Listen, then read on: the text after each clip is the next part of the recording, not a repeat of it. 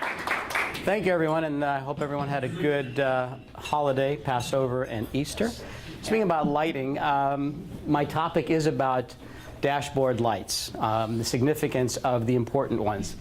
If you'll notice the huge "Don't Panic" button in the middle, that's basically to convey the message that don't panic when these lights come on. It's better to understand what these lights represent. And what I've got here are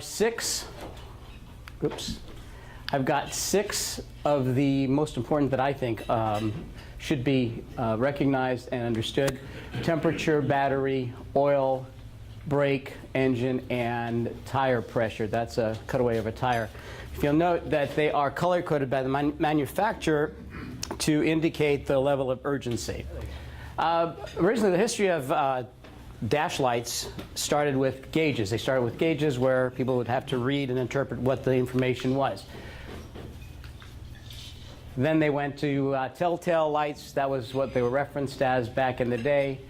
From there, they became idiot lights because most people couldn't be bothered with reading the gauges, so when the light came on, you were alerted to something going wrong. And today, their politically correct terminology for it is MIL. No, not mother-in-law, but malfunction instrument light.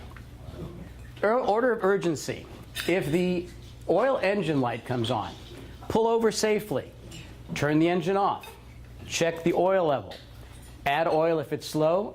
If an engine noise accompanied that oil engine light coming on, stop and tow the vehicle. Drive it to auto wait if it's nearby. If you're not sure, give us a call. We'll let you know whether you can or not. The temperature light. Pull over safely again. And this depends obviously on where you are. If you're out in the country someplace, you want to pull over, turn the engine off. Do not open the hood for at least 20 minutes. Do not open the radiator ever. You could seriously get hurt, get burnt. Some vehicles, most vehicles, have a clear coolant reservoir so that you can check the fluid level. Even in those situations, some of the foreign vehicles are pressurized, so do not open those reservoirs either for safety reasons. If you're near a facility, obviously add water to the reservoir, get to our shop as quickly as you can, or tow the car if you're not certain. Battery light.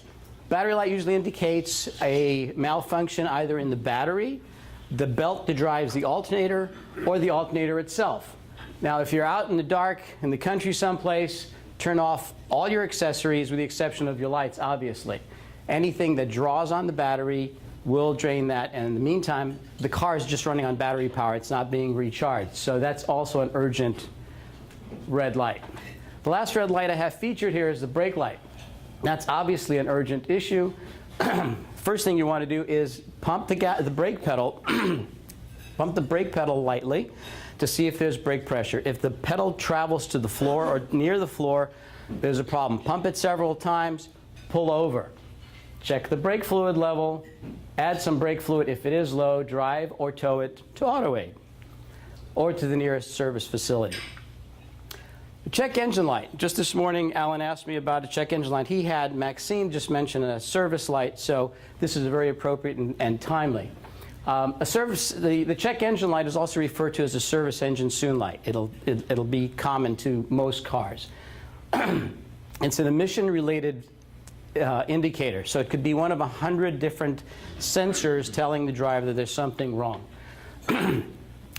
Try to pay attention to whether there's a noticeable change in the vehicle's performance, whether it's stalling, whether it's running rough, or there's a power loss.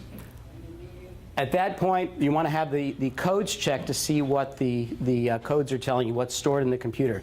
Even if that light goes off, a memory code has been stored for us to read and interpret. And by the way, if that light is on, do not go get your vehicle smogged. It will fail. And also, many people ignore this light for a long period of time because there's really no noticeable effect on the performance of the vehicle. But that definitely will affect your performance because it ties into the entire emission system of the vehicle. The tire pressure monitoring system. This is relatively new. This was originated from the Ford Explorers that had tire blowouts and turned over and killed people. So legislation initiated this sensor pull over, do a visual check of your tires, drive to the nearest facility, have them check the codes, isolate which tire it is, repair and reset the TPMS light. Also, the spare tire has one of these as well, so make sure they check the spare tire. What if one of these lights came on? I don't know. Okay, you have no clue what's going on. The best solution for that, there's a dashboard lights app. I've got it on my phone. It's really neat. And anytime one of those lights come on, instead of scrambling through your glove compartment to find out what's going on, how urgent it is, first of all, they're color coded, so if it's green, it's not that urgent. If it's red, pull over, check it out. So this new app, the best feature of it has all of your insurance carriers. So if you don't know who your insurance carrier is or don't know where the phone number is, it lists it direct line to the insurance carrier, AAA, Allstate, and so forth. And as always, we're there for you. From your driveway to the highway and safely back home with AutoAid in your pocket, you're never alone. Thank you.